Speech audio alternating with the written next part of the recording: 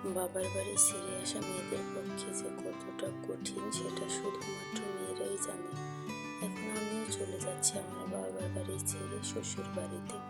Hello everyone, আসসালামু আলাইকুম। কেমন আছেন সবাই? এখন চলে যাচ্ছি আমি নাওডোবা পদ্মা স্টেশনে। সেখান থেকে ঢাকা থেকে ছেড়ে আসা ট্রেনটি আমাদেরকে নিয়ে রাজশাহীতে চলে যাবে। বুকের ভেতরটা যে কেমন করে শুধুমাত্র মেয়েরাই জানে।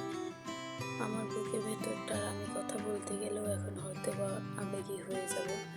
আমার খুবই কষ্ট হচ্ছিল, খুবই। যতটা পথ আমি ছেড়ে আসছি শুধুমাত্র একটাই কথা মনে করছিল, আমি কি চলে যাচ্ছি, আমি কি আমার বাবার বাড়ির পর হয়ে গেছি। কিন্তু প্রত্যেকটা মেয়ের ক্ষেত্রে ঠিক এমনটাই হয় যে বিয়ের পরে শ্বশুর বাড়ি আপন হয়ে যায়, বাবার বাড়িতে থাকা সেটা আর আপন হয় না। চলে আসলাম স্টেশন, পদ্মা রেলওয়ে স্টেশন। সেখানে আমি অনেক তাড়াহুড়ো করে আসছিলাম, কিন্তু আসার পরে শুনতে পাই যে আরও আধা ঘন্টা পরে ট্রেন আসবে। এখানে রাজু আমাকে একটা চালাকি করে নিয়ে আসছে, সেটা ওই জানতো যে মেয়েরা সবসময় লেট করে, তার জন্য আধা ঘন্টা হাতে রেখে তারপর আমাদেরকে বাড়ি থেকে বের করে। আর আমি সেটা শুনে হাসছিলাম। আর আমরা তো খুবই ক্লান্ত, মানে এতটা অস্থির ভাব করছিল বাসা থেকে। তখন আমি এখানে এসে কিছুটা সময় বসে থাকি, রোদুষিও বসে থাকি। আমার বোন এসেছিল আমাকে আগাতে। রোদুষিকে ঘুম থেকে টেনে হিঁচড়ে উঠিয়ে নিয়ে আসা হয়েছে, এই জন্য রোদুষি খুব একটু বিরক্ত করছিল। ওর বাবা ওকে ঝুলিয়ে ঝুলিয়ে এপাশ ওপাশ দেখাচ্ছে। আর আকাশে এত পরিমাণে মেঘ করেছে যে যখন তখন বৃষ্টি চলে আসবে। বৈশাখ মাস চলে এসেছে, বৈশাখে ঝড় তো হবেই। সেটা কখন হবে, কেমন হবে, সেটা তো আর কেউ জানে না। আমাদেরকেও কিন্তু ঝড়ে ছাড়েনি সেদিন, আমাদেরকেও অনেক জ্বালায় পড়লো ঝড় বৃষ্টিতে। তারপরেও আশা কি আর ছাড় দেওয়া হলো, বন্ধ হলো না। বাবার বাড়ি থেকে ঠিক চলেই আসা হলো। ট্রেনে উঠেছি, বৃষ্টির পানি ট্রেনের মধ্যে ঢুকে যা তা অবস্থা হয়ে গেছে, সিটের নিচের সব জায়গায়। উঠে বসে পড়লাম।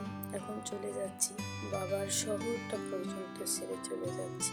এক একটা স্টেশনে যখন ট্রেন থামায় তখন মনে হয় যে আরও কতখানি পথ যেন পিছনে ফেলে চলে আসলাম, বাবার বাড়ি থেকে কতটা দূরে যেন চলে আসলাম।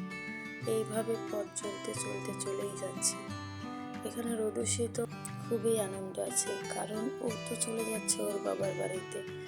তারপরেও মেয়েরা নানুর বাড়ির প্রতি বেশি ভালোবাসে, আসক্ত থাকে, তাদেরকে বেশি ভালোবাসে, তার জন্য ওর মনটাও খুবই খারাপ ছিল। আর রোদুষির গরমের কারণে রোদুষিকে ভালো কোনো জামা কাপড়ও পরানো যাচ্ছিল না, কারণ ও খুবই বিরক্ত করে গরম আর কোথাও যাওয়ার সময়। এখানে ওকে কোলে নিয়ে বসে আছে।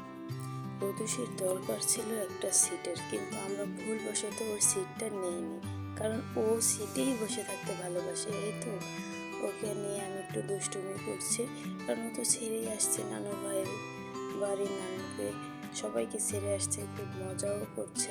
এখন সন্ধ্যা নেমে আসছে, ওর একটু শীত শীত ভাব হচ্ছিল, বৃষ্টি হওয়ার কারণে খুবই বাতাস বইছিল, এই জন্য ওকে একটা জামা পরিয়ে নিলাম। তার মধ্যে আমি আর রোদুষি দুজনে একটু ঘুমিয়ে গিয়েছিলাম। পৌঁছে গেলাম রাজশাহীতে। রাজশাহী কি মানুষ এমনি এমনি ভালোবাসে? এত সুন্দর ফুল আর এত সুন্দর দেখতে, তার জন্যই ভালোবাসে। সবাই আমার পেজটিকে ফলো দিবেন, লাইক দিবেন, সাপোর্ট করবেন। পরবর্তী ভিডিওর জন্য অপেক্ষা